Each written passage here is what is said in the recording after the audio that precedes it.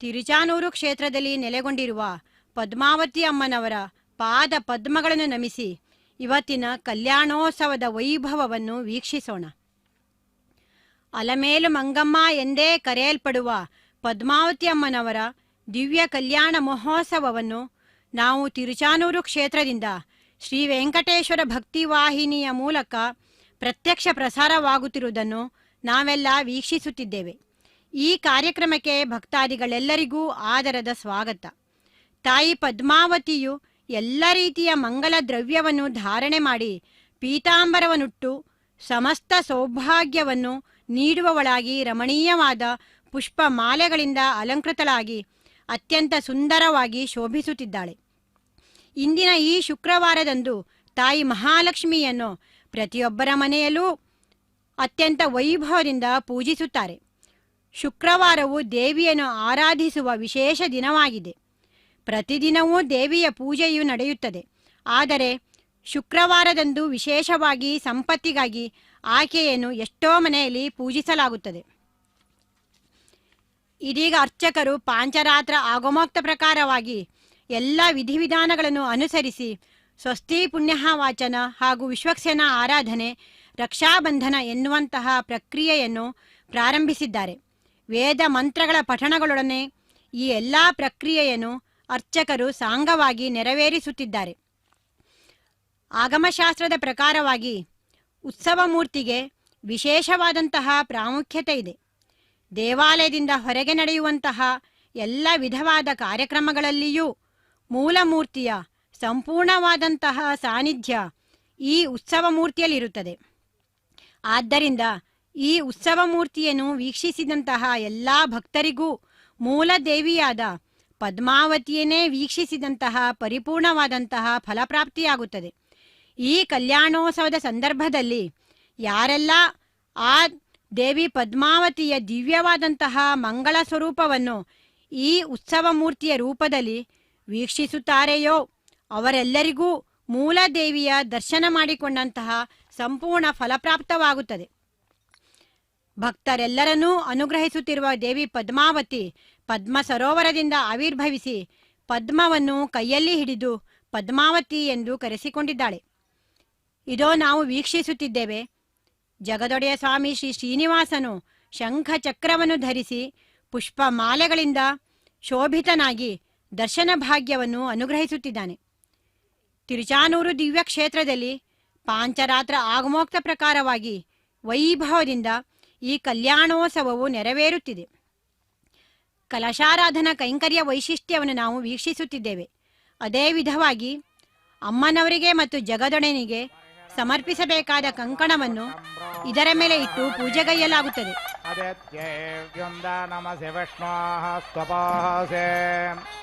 ಓರ್ಣಾಮೃತಸಂದಾಸೃಣಾಮೆ ಸ್ವಾಸಸ್ಥಾಂ ದೇವೇಭ್ಯಃ ಭೋಪಾದಯೇ ಸ್ವಾಹ ಭವಾನಪದಯೇ ಸ್ವಾಹ ಭೂತಾನಾಂ ಪದಯೇ ಸ್ವಾಹ ಗಂಧರ್ವಸ್ವಾ ವಿಶ್ವಾವಸಪರೆ ದಧಾತು ವಿಶ್ವಸ್ಯಾರಿಷ್ಟ್ಯೇ ಯಜಮಾನಸ್ಯ ಪರಿಧಿರಸ್ಯಗ್ನಿರ್ಲೇಲಿತಃ ಇಂದ್ರಸ್ಯ ಬಾಹುರಸಿ ದಕ್ಷಿಣೋ ವಿಶ್ವಸ್ಯಾರಿಷ್ಟ್ಯೇ ಯಜಮಾನಸ್ಯ ಪರಿಧಿರಸ್ಯಗ್ನಿರ್ಲೇಲಿತಃ ವೇದಿಹೋಹತ್ರಂ ದಾಗವೇದ್ಯುಮಂತಗ್ನೇ ಸಮೇ ಧೀಮಹಿ ಅಗ್ನೇ ಬೃಹಂದಮಧ್ವರೆ ಸಮಿದಸಿ ಸೂರ್ಯಸ್ತ್ವಾ ಪುರಸ್ತಾ ಅತ್ಪಾತು ಕಸ್ಯಾಸ್ತಿ ದಭಿಸಸ್ಯೇ ಸವಿತುರ್ಬಾಹುಸ್ಥಃ ಓರ್ಣಾಮೃತಸಂದಾಸೃಣಾಮೆ ಸ್ವಾಸಸ್ಥಂ ದೇವೇಭ್ಯಃ ಆತ್ವಾವಸವೋ ರುದ್ರಾ ಆದಿತ್ಯಾಃ ಸದಂತ ಘೃತಾಚ್ಚಾಸಿ ಜಹೋರ್ನಾಮಸೇದಂ ಪ್ರಿಯೇಣ ಧಾಮ್ನಾ ಪ್ರಿಯೇ ಸದಾಸಿ ಸೇದಾ ಘೃತಾಚ್ಛಸ್ವಪಭ್ರನ್ನಾಮಸೇದಂ ಪ್ರಿಯೇಣ ಧಾಮ್ನಾ ಪ್ರಿಯೇ ಸದಾಸಿ ಸೇದಾ ಘೃತಾಚ್ಚಾಸಿ ಧ್ರುವಾನಾಮಸೇದಂ ಪ್ರಿಯೇಣ ಧಾಮ್ನಾ ಪ್ರಿಯೇ ಸದಾಸಿ ಸೇದಾ ಪ್ರಿಯೇಣ ಧಾಮ್ನಾ ಪ್ರಿಯೇ ಸದಾಸಿ ಸೇದಾ ಧ್ರುವ ಸದಂ ಋತಸ್ಯ ಯೋ ನೌತಾ ವಿಷ್ಣು ಪಾಹೆ पाहि यज्ञं पाहि यज्ञपातिं पाहि मां यद्यन्यम् अग्नेः वाजयत्वाजं त्वा सरेष्यन्तं वाजयितग्नसम्मार्जुमे नमो देवेभ्यः स्वधा पितृभ्यः स्वयमे मे भूयास्तम् अस्कन्नमद्याज्यं देवेभ्यः सम्भ्रेयासम् अङ्घ्रेण विष्णोमा त्वावक्रमिषम् वसोमते मग्नते छायामुपस्थेषं विष्णोस्थानामसे नुत इन्द्रो वीर्यमकृणोदोर्ध्वोध्वर आस्थाद् अग्नेवेर्होत्रं वेर्दोत्यम् अवदान्द्वाद्यावा पृथिवे अवत्वन्द्यावा पृथिवे स्वेष्टकर्देवेभ्य इन्द्र आज्येन हविषा भूत् स्वाहा संज्योतिषा ज्योतेः अत्र पितरो मादयध्वं यथा भागमावृषायध्वम् अमे मदन्त पितरो यथा भागमावृषायिषतः उपाहूता पृथिवे मातोपमां पृथिवे माताह्वायताम् अग्निराग्नेद्रात् स्वाहा उपाहूतोद्योष्पितोपमां द्योष्पिताह्वायताम् अग्निराग्नेद्रात् स्वाहा मयेदमिन्द्र इन्द्रियं दधात् त्वस्मान् रायो मघवानः सचन्दाम् अस्माकज्ञसन्त्वासिषः सत्यानः सन्त्वासिषः अग्ने वाजयित्वाजं त्वा सस्रवाज्ञसं वाजयितज्ञसम्मार्जुमे देवासवितरेतं त्वा वृणते बृहस्पतिं ब्रह्माणं तदहं मनसे प्रब्रवीमि मनोः गायत्र्यै गायत्रे त्रिष्टुभे त्रिष्टुब्जगत्यै जगत्यनुष्टुभे अनुष्टुप्रजापतये प्रजापतिर्विश्वेभ्यो देवेभ्यः बृहस्पतिर्देवानां ब्रह्माहं मनुष्याणां भूर्भुवस्वर्निरस्तः पाप्नेदमहं बृहस्पते सदासिसेदामि मित्रस्य त्वा चक्षुषा प्रतीक्षे देवस्य त्वा सवितुः प्रसवेश्विनोर्बाहुभ्यां वोष्णहस्ताभ्याम् प्रतिगृह्णामि पृथिव्यास्त्वानाभो साधयाम्यदित्या उपस्थे देवस्य त्वा सवितुः प्रसवेश्विनोर्बाहुभ्यां वोष्णहस्ताभ्याम्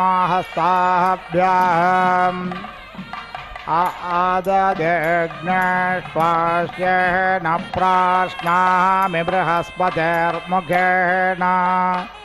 या अप्सुन्दर्देवतास्ता इदग्नशमयन्तु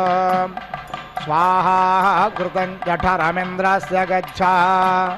घसिना मे मा संवृद्धा ऊर्ध्वं मे नाभेस्सेदा इन्द्रस्य त्वा जठरे साधयामि प्रजापतेर्भागोऽस्योर्जस्वान् पयस्वान्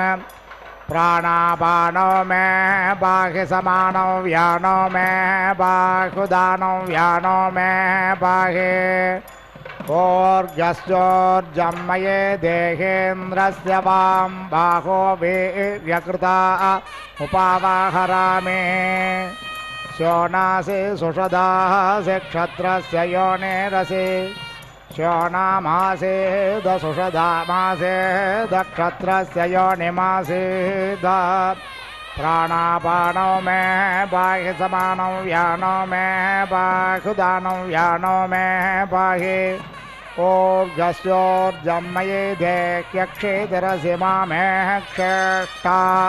अमुत्रामुष्मिन् लोकैः च एषा ते अग्ने समित्तया वर्धस्वचाचप्यायस्व वर्धिषेमहे च वयमाचप्यासिषेमहे एतत्ते देवसवितर्यज्ञं प्राहुर्बृहस्पतये ब्रह्मणे तेन यज्ञमावतेन यज्ञपाद्यन्तेन मामा वा मनोज्योतिर्जुषदामाद्यस्य बृहस्पतिर्यज्ञमिमन्तानोतो अरेष्टं यज्ञज्ञसमिमं दधातु विश्वे देवास इह मादयन्तामो प्रतिष्ठा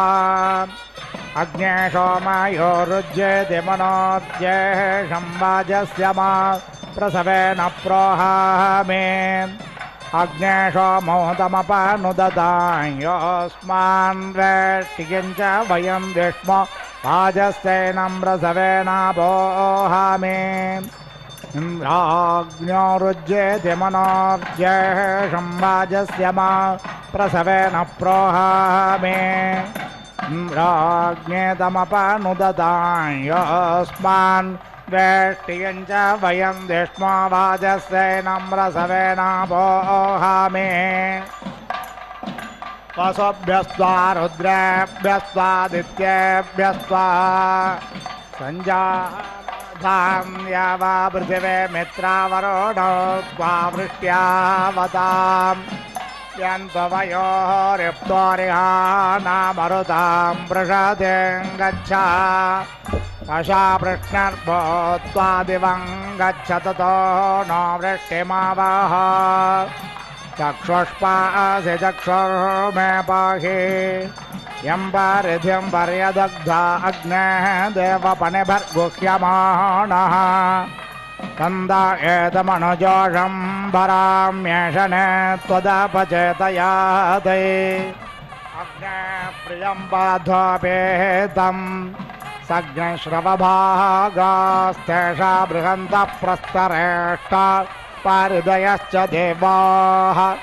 इमां वाचामभिविश्वेः गृणन्त आसद्यास्मिन् वर्षे मादयध्वग्स्वाहा वाट् घृता चेस्तोधुर्योपादज्ञ सुम्ने स्थः सुम्ने माधत्तम् अग्ने दप्तायोषेतमपाहि मादित्यो पाहि प्रसिद्ध्ये पाहि दुरेष्ट्यै पाहि दोरत्मन्यै अविषण्णपितं कृणु सुषदायो नो स्वाहा वाट् अग्नये संवेशपातये स्वाहा सरस्वत्यै यशो भगिन्यै स्वाहा उलोघाले मुशाले यच्चशोर्पासिश्लेष दृशति यत्कपाले उत्पृशो विप्रुषः सञ्जोहोमि सत्याः सन्तो यजमानस्य कामाः स्वाहा आप्यायतां ध्रुवा हविषाः घृतेन यज्ञं यज्ञं प्रते देवयद्भ्यः सूर्याय ऊर्ध्व आदित्या उपस्थ ऊर्धार पृथिवी यज्ञ अस्मिन् देवा गातुविदो गातुमित्वा गातुमेता मनसस्पत इमं देव यज्ञज्ञ स्वाहा माते दाः संबर्हिरङ्गाज्ञ हविषा घृतेन समादित्यैर्वसोभिः सम्मरुद्भिः समिन्द्रो विश्वदेवेभिरङ्गां दिव्यन्नभो गच्छतु यत्स्वाहा कस्त्वा विमुञ्चति सत्त्वा विमुञ्चति कस्मै त्वा विमुञ्चति तस्मै त्वा विमुञ्चति कोशाय रक्षसां भागोऽसि वेषोऽस्युपवेषोद्वेषतो ग्रीवा उपवे विद्धि वेषाम् अग्ने सुभगदारयेह कर्मण्या अनापाहिनो यथासन् जुहोमि त्वा सुभगसौभागाय पुरोतमं पुरोहतश्रवश्यन् संवर्चसा पयसा सन्तनोभिरगन्महि मनसा सज्ञशिवेन त्वष्टा सुदत्रो विदधातुरायो नो माष्टु तन्वो यद्विलिष्टम् यज्ञसञ्जात उपजा शिवे मे सन्दिष्टस्वारिष्टे मे सन्दिष्टस्व स्विष्टे मे सन्दिष्टस्व दिव्य विष्णुर्व्यक्रज्ञस्तजागते न छन्दसा ततो निर्भक्तः सोऽस्मान् वेष्टियं च वयं विष्मः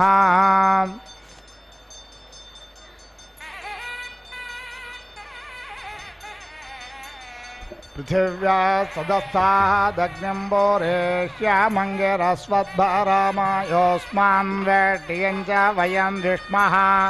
अस्मादन्नादस्ते प्रातिष्ठाय अगन्मस्वाहा संज्योतिषा भूमा स्वयंभोरसि श्रेष्ठो रश्मिर्वर्चोदासि वर्चो मे देहि सूर्यस्यावृतमन्वावर्ते अग्नेः गृहपते सुगृहपतिरहं त्वया गृहपत्या भूयासम् सुगृहपतिस्त्वं मया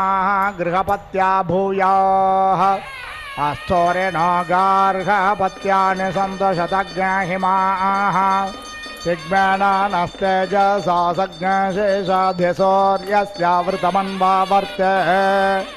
पुरविष्णो विक्रमस्वरोक्षयो यनस्कृधि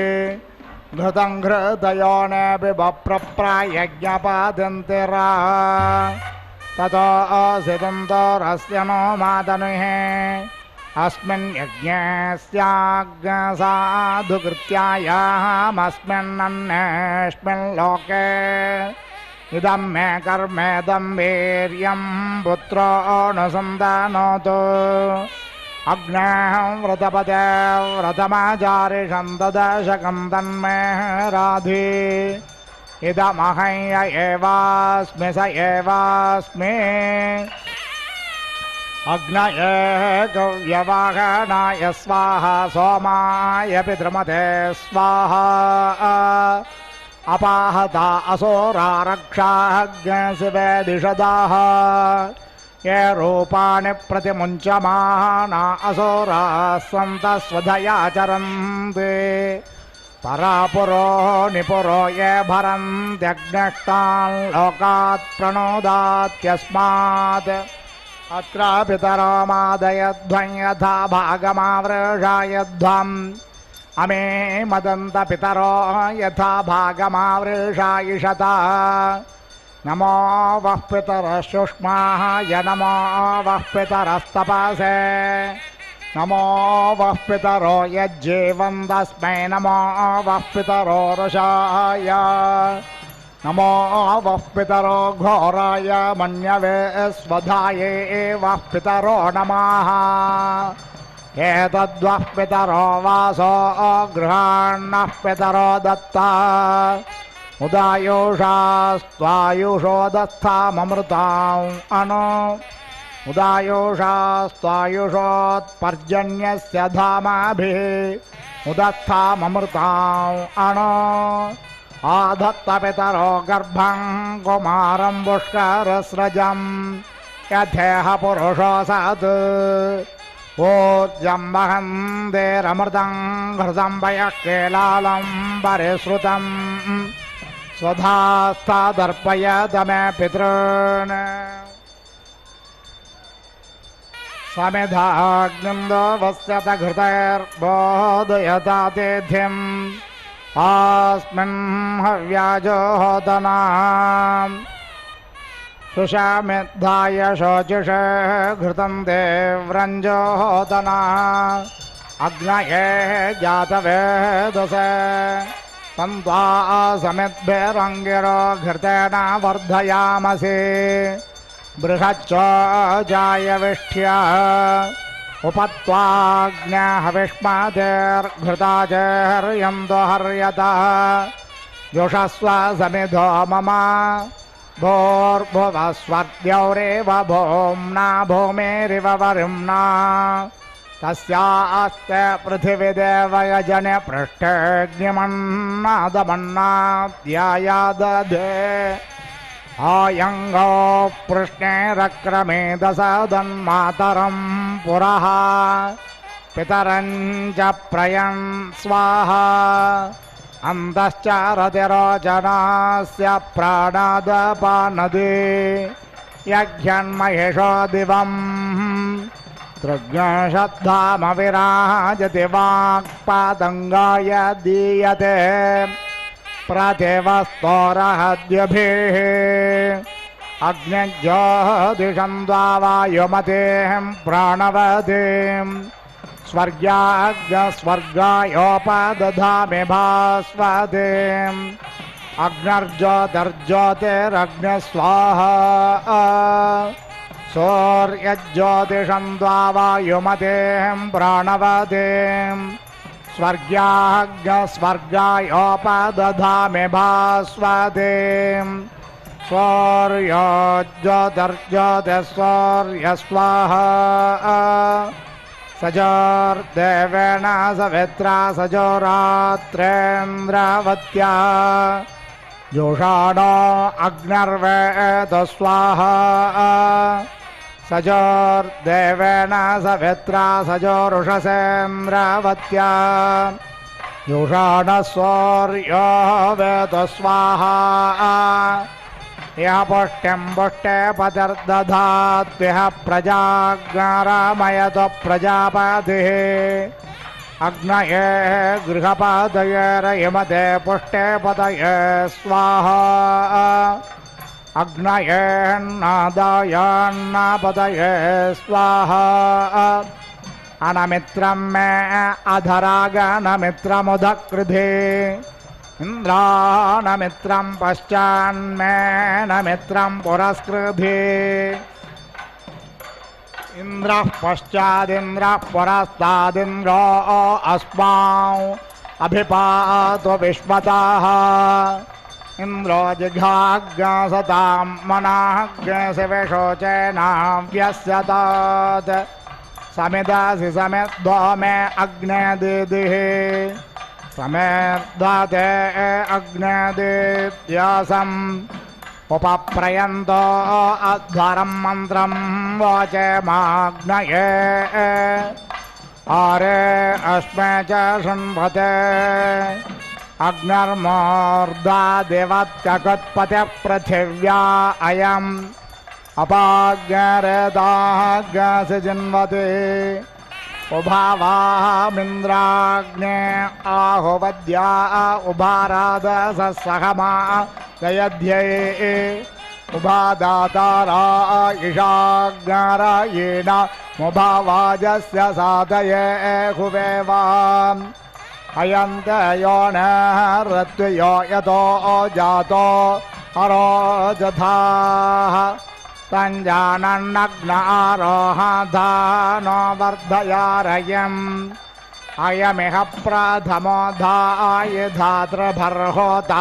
यज्येष्ठो अध्वरेष्वेड्याः यमप्नवानो भृगवो विरुरुचुर्वनेषु चित्रं बिभ्वं विषविषे अस्य प्रत्रामणोद्युदग्न शुक्रन्दो दुःक्रे अक्रयः पयःसहस्रशामृषिम् तनोप अग्नसि तन्वं मे बाह्यायुर्द अग्नस्यायुर्मे देहि वर्चोदा अग्नसि वर्चो मे देहि अग्नेयन्मे तन्वा ओणं तन्मा प्रणा धाना स्वाशतग्नहिमाद्युमन्तग्न समे धीमहि वयस्वन्तो वयस्कृतग्न सहस्वन्तः सहस्कृतम् अग्नेः सपत्नुदम्बा नमदब्दासो अदाभ्यम् चित्रावसो स्वस्तिते पारमशीय सन्त्वमग्ने सूर्यस्य वर्चसागथा समृषेणाग्नस्तुतेन सम्प्रियेण धाम्ना सह ममायोषा संवर्चसा सम्प्रजया सज्ञ कायस्पोषेणग्मिषीय अन्धस्थान्धो वो भक्षीयमहस्तमः वो भक्षीय ऊर्जस्थोर्जं वो भक्षीय रायस्पोषं वो भक्षीय देवदेरमध्वमस्मिन् योना अस्मिन् गोष्ठेऽस्मिन् क्षयेऽस्मिन् लोके इहैवस्ते त्वमापगता सज्ञाहितासे विश्वरूप्योर्जामावेशगौपत्येन उपत्वाग्ने दिवे दिवे दोषावस्तर्धिया वयम् नमो भरन्दयेमसि राजन्तमध्वराणां गोपामृतस्य देदेव्यं वर्धमानज्ञस्वेदमे स नः पितेवसो न वेग्ने सोपायनो भव स च स्वानस्वस्तयेः अग्ने त्वन्नो अन्दाम उत त्राता शिवो भवावरोध्याः असोरग्निर्वशश्रवा अच्छा नक्षद्यमत्तामग्निन्द्राः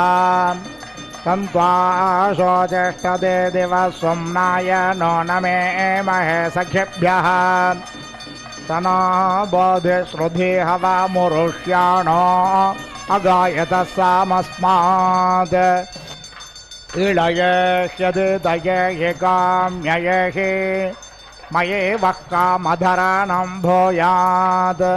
सोमानज्ञस्वराणं गृणुहि ब्रह्मणस्पते कक्षेवन्तं य ओषिजः योरेवाण्यो आमि वहावासुवेत्पुष्टिवर्धनः सनस्य शक्त्वयस्त्वरः मानसज्ञशो अरारुषो दोर्त्यक्प्रणङ्मर्त्यस्य रक्षाणां ब्रह्मणस्पते महित्रेणामवोस्त्वद्युक्षं मित्रस्यार्यम्णः दुराधर्षं वरुणस्य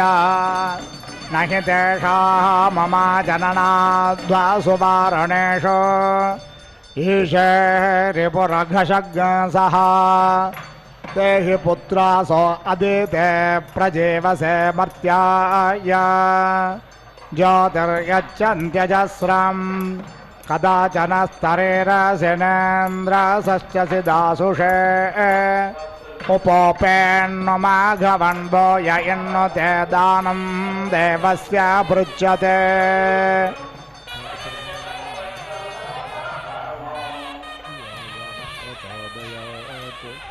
परिते दुर्लभोरथोऽस्मान् अश्नात् विश्वतः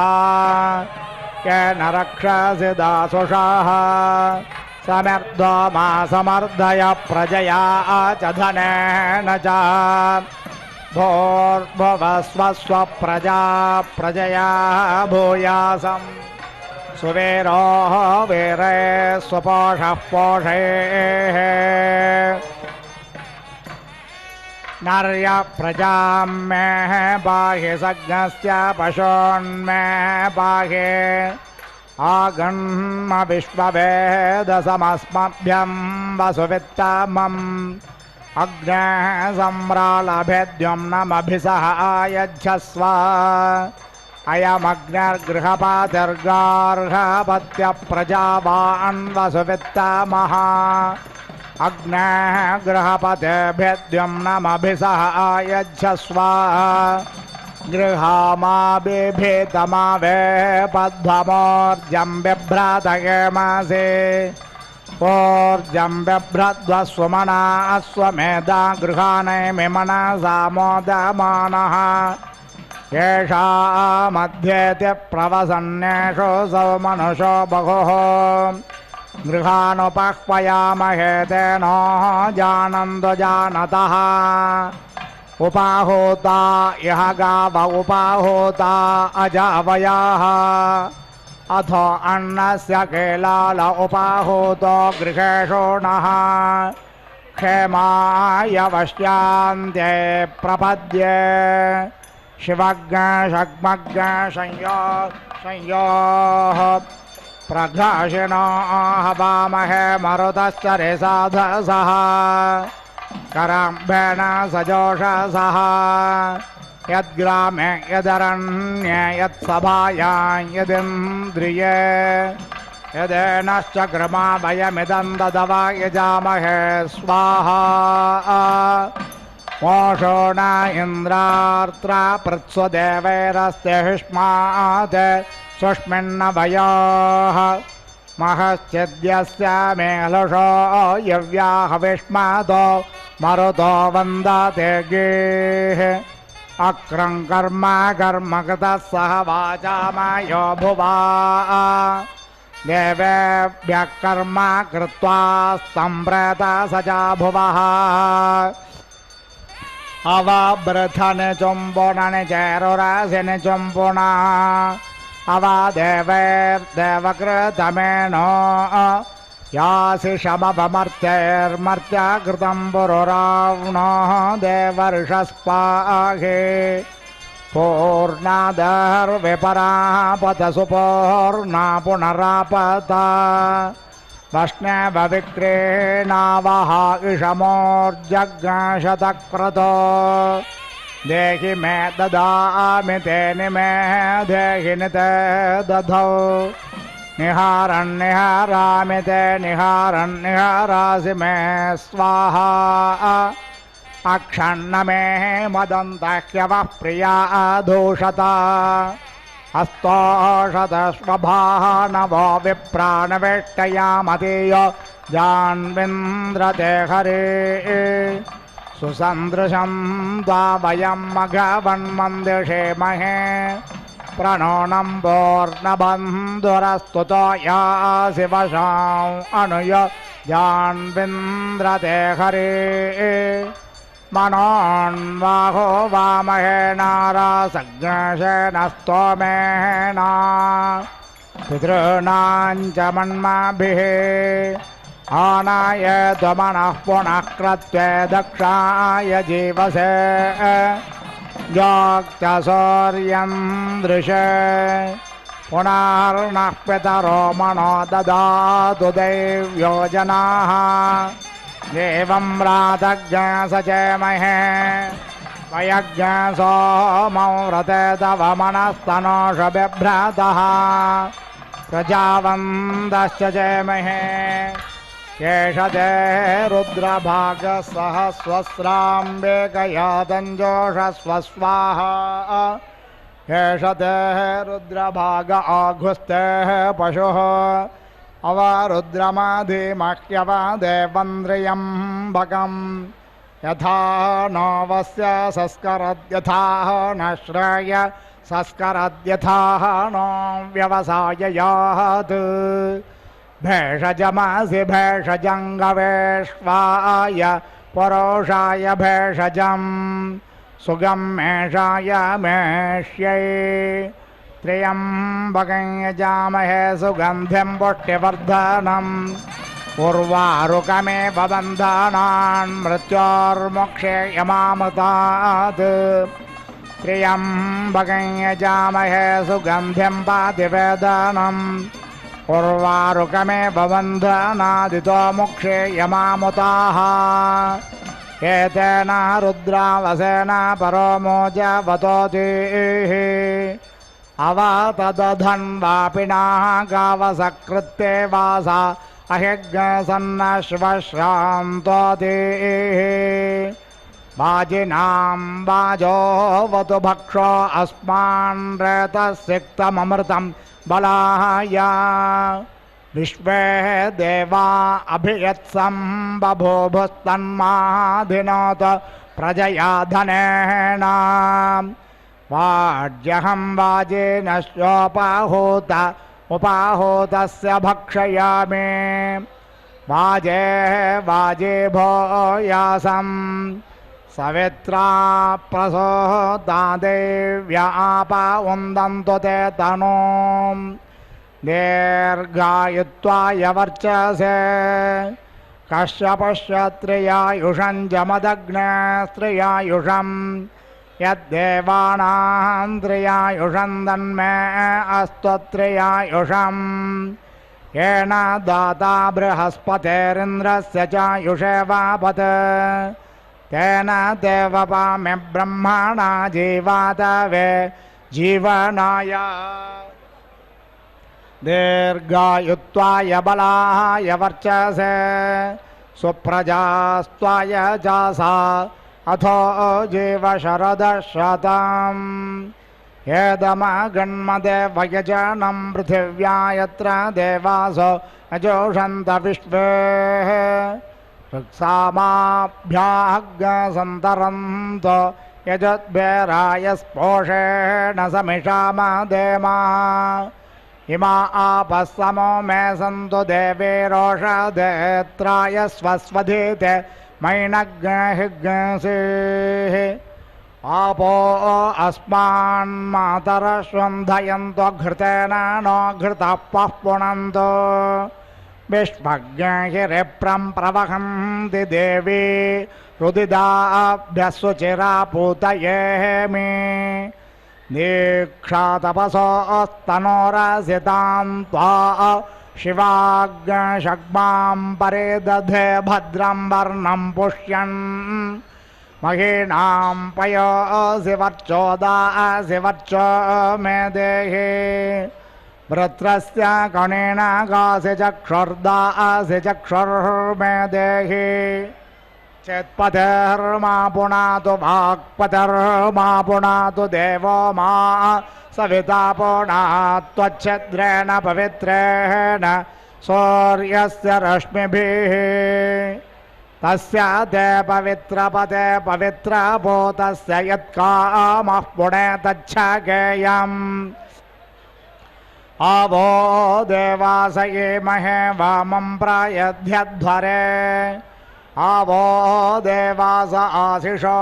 यज्ञयासो हवामहे स्वाहा यज्ञं मनस स्वाहोरोरन्तरिक्षात् स्वाहा द्यावा पृथिवेभ्याज्ञस्वाहा वाता धारभे आगोत्ये प्रयुजेग्नये स्वाहा मेधायै मनसेग्नये स्वाहा दीक्षायै तपसेग्नये स्वाहा सरस्वत्यै पोष्णेग्नये स्वाहा आपो देवेर्बृहतेर्विश्वशम्भवो द्यावा पृथिवी उर्वन्तरिक्षा बृहस्पतय हविषा विधेम स्वाहा विश्वो देवस्य नेतुर्मर्तो वुरेतशघ्यम् विश्वो राययेषुध्यत्यद्यं नम्रणेत पुष्यसे स्वाहा ऋक्सामयो शिल्पे स्थस्ते वामारभेते मापातम् आस्य यज्ञस्य दृजाः शर्मासि शर्म मे यच्छ नमस्ते अस्त्वमाहिग्नसेः ओर्गस्याङ्गिरस्योर्नम्रदा ऊर्जं मे यच्छ सोमस्य निविरसि विष्णो शर्मासि शर्म यजमानश्च इन्द्रस्य योनिरसि सुषस्य कृषेष्कृधि उच्छ्रायस्व वनस्पत ऊर्ध्वमापाह्यग्नः सः आस्य यज्ञस्य दृचाः ॐ ता आदद्धारोतो समसजो विकानि वामर्नाभात् पद्वदानाहङ्कराहन्माः मान्दावे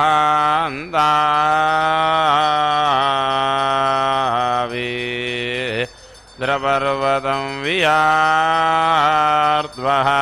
श्रेजाद्धा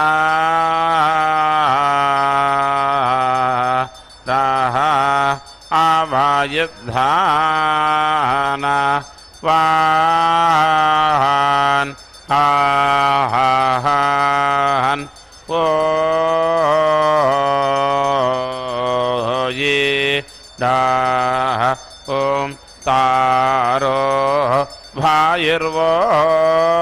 विदाहो वासो इन्द्रां साभादवो ताये बृहात् बृहाव वा गायन्तः सोदासो मे द्वारे हुवे भा आराम नाकारिणं इडाभा वो ये डाह तारो भाइर्वो विदा हावा वासो इन्द्रा साभादवो ताये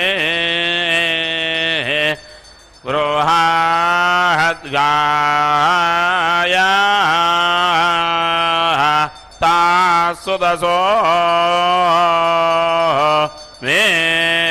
अध्वराय हुवे भा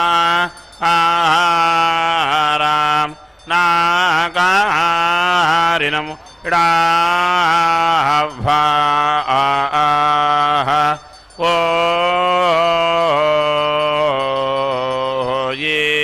डाः तरो भर्वा विद्वासोऽहम् इन्द्रं सवाः दवो ताय ये बृहात् बृहाव वा गायन्तः सोदासो मे द्वारे हुवे होयि भाराम नाकारिणं इडाभा ओ ये डाः तरोभिर्वो विदध्वातरोभिर्वो विदाध्वसो इन्द्रं सवा आधावो ओदायाय वो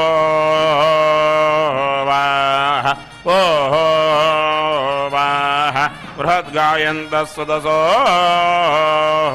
मा द्वाराय वो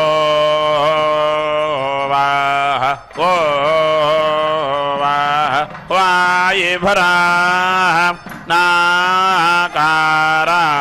नाकारायिनां वो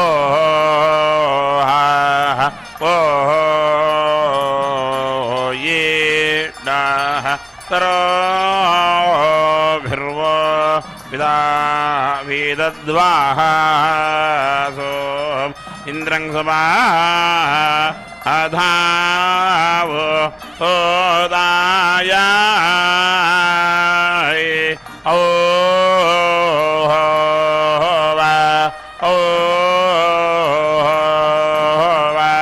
बृहद्गायन्तः सदसो मा द्वाराय ओ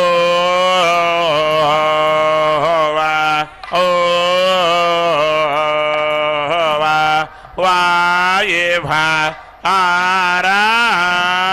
आराम ओ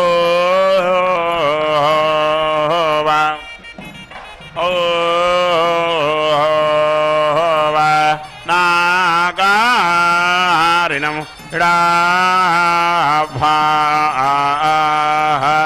ओ ये डा त्रोभायिर्वो विदध्वासो ಶ್ರೀ ಮಹಾಲಕ್ಷ್ಮೀ ನಮಃ. ತತ್ಯಕ್ತಮೇ ತದಮಲೆ ಹರತೆ ಹರೋಪಿ ತ್ವಂ ಪಾಸಿ ಹಂಸಿ ವಿದಧಾಸಿ ಪರಾವರಾರಿ ಈಡ್ಯೋ ಬಭೂವ ಹರಿರಪ್ಯಮಲೆ ತ್ವದಾಪ್ತ್ಯಾ ಲಕ್ಷ್ಮೀ ಪ್ರಸೀದ ಸತತಂ ನಮತಾಂ ಶರಣ್ಯೇ. ತಾಯೇ, ನಿನ್ನ ಅನುಗ್ರಹ ಯಾರ ಮೇಲೆ ಇರಲಾರದೋ ಅವನನ್ನೇ ಸಂಹಾರಕನಾದ ಹರನು ಸಂಹರಿಸುತ್ತಾನೆ. ನೀನೇ ಕಾಪಾಡುವೆ, ನೀನೇ ಸಂಹರಿಸುವೆ, ನೀನೇ ಸೃಷ್ಟಿಸುವೆ, ನೀನೇ ಸಮಸ್ತ ವಿಷಯ ವಿದ್ಯೆಯನ್ನು ನಾಶಪಡಿಸುವೆ. ಹರಿಯು ನಿನ್ನನ್ನು ಹೊಂದಿದ್ದರಿಂದಲೇ ಸ್ತುತಿಸಲ್ಪಟ್ಟನು. ಹೇ ಜಗಜ್ಜನನಿ, ಶರಣಾಗತ ರಕ್ಷಕಳೇ, ನಿನ್ನನ್ನು ನಮಿಸುವವರನ್ನು ಸತತವಾಗಿ ರಕ್ಷಿಸು, ಅನುಗ್ರಹಿಸು ಎಂದು ದೇವಿಯನ್ನು ಪ್ರಾರ್ಥಿಸುತ್ತಾ ಮಾಂಗಲ್ಯ ಪೂಜಾ ಕೈಂಕರ್ಯವನ್ನು ವೀಕ್ಷಿಸಿ ದೇವಿಯ ಅನುಗ್ರಹಕ್ಕೆ ಪಾತ್ರರಾಗೋಣ. ಮಹಾಲಕ್ಷ್ಮಿಯು ಅನೇಕ ವಿಧವಾದ ಆಭರಣಗಳನ್ನು ಧರಿಸಿ ಅತ್ಯಂತ ಕಾಂತಿಯಿಂದ ಕ್ಷೀರಸಾಗರದಿಂದ ಆವಿರ್ಭವಿಸಿ ಲೋಕರಕ್ಷಕಿಯಾಗಿ ಪರಮಾತ್ಮನ ಅರ್ಧಾಂಗಿಯಾಗಿ ವಿರಾಜಿಸುತ್ತಿದ್ದಾಳೆ. ವೈಕುಂಠಲೋಕ ನಿವಾಸಿಯಾಗಿರುವಂತಹ ಮಹಾವಿಷ್ಣುವಿನ ನಿತ್ಯ ಸೇವಕಿಯಾಗಿ ಪ್ರಸಿದ್ಧಿಯನ್ನು ಪಡೆದಿದ್ದಾಳೆ. ಮಹಾಲಕ್ಷ್ಮಿಗೆ ಸರಿಸಮಾನರಾದ ಸೇವಕರು ಮತ್ತೊಬ್ಬರಿಲ್ಲ. ಪರಮಾತ್ಮನು ದುಷ್ಟ ಸಂಹಾರಕ್ಕಾಗಿ, ಶಿಷ್ಟ ರಕ್ಷಣೆಗಾಗಿ ಅವತರಿಸಿದ ಪ್ರತಿ ಸಂದರ್ಭದಲ್ಲಿಯೂ ಪರಮಾತ್ಮನನ್ನು ಅನುಸರಿಸಿಕೊಂಡು ಅನೇಕ ವಿಧವಾದ ರೂಪಗಳನ್ನು ತಳೆದಿದ್ದಾಳೆ. ಶ್ರೀನಿವಾಸ ಅವತಾರದಲ್ಲಿ ಪದ್ಮಾವತಿ ಅನ್ನುವಂತಹ ಹೆಸರಿನಿಂದ ಅವತರಿಸಿ ಭಕ್ತ ಜನರೆಲ್ಲರನ್ನೂ ಕೂಡ ಉದ್ಧರಿಸುವ ಉದ್ದೇಶದಿಂದ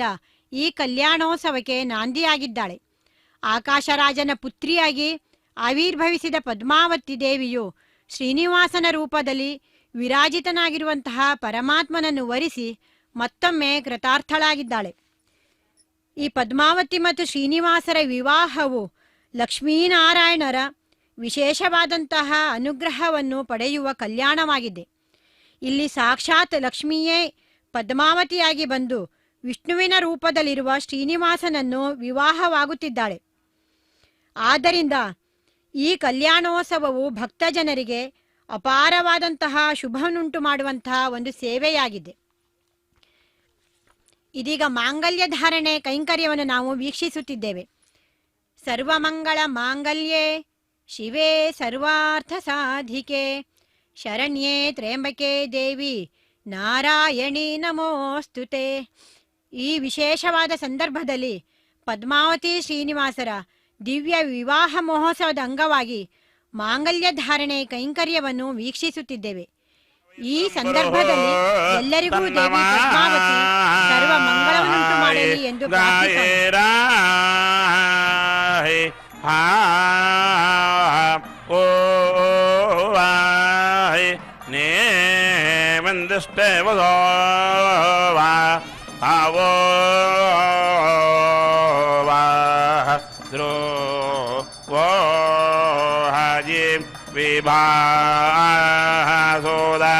ವಿಭಾಸೋದರಸ್ವಿನಾಃ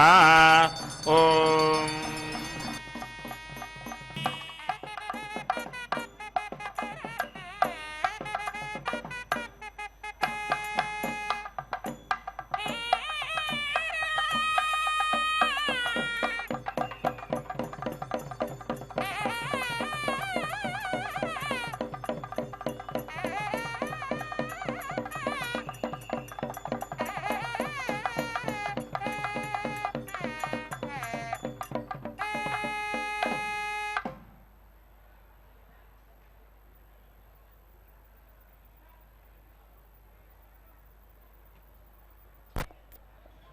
ಓಂ.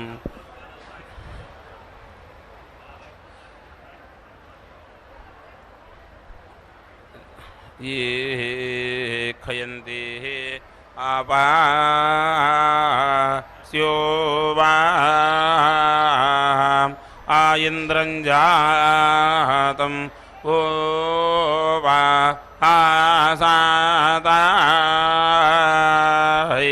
ಪನ್ವಾನಾಃ ಸಾಃ ಸುವೀರ್ಯಾಃ ಉವಾಃ ವೃಧೇ ನಕಿದೇವಾಃ ಈನಾಯ ಇನೀಮಾಸಾಯ ಮಾಸೀಯ नकयायो पाया वयामासाहि मासीया मन्द्रस्तुत्याहं चारा चरामासाहि मासीया दोषो आघात बृहद्गाया दुमद्गामान् आथर्वाणाः स्तुहि ओ ये देवाः स्वोवाः रोहाये येषो वृषाः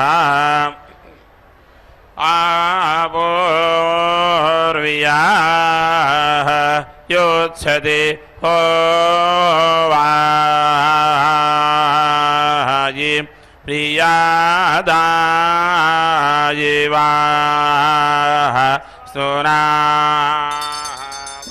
सुनावामाः स्विनो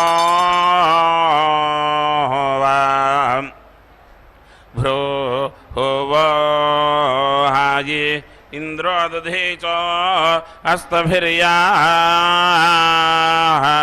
ये वृत्राण्यप्रतिष्कृतय्याः ये जागार्नवतीर्नमय्याः ये याः ओवाः ये ॐ पूर्णाहुतिमुत्तमाञ्जुहोति सर्वं वै पूर्णाहुतिः सर्वमेवाप्नोति अथो इयं वै पूर्णाहुतिः अस्यामेव प्रतिष्ठति ॐ नारायणाय विद्महे वासुदेवाय धीमहि तन्नो विष्णुः प्रचोदयात् स्वाहा ॐ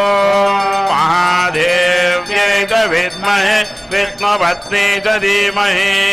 तन्नो लक्ष्मी प्रचोदयात् स्वाहा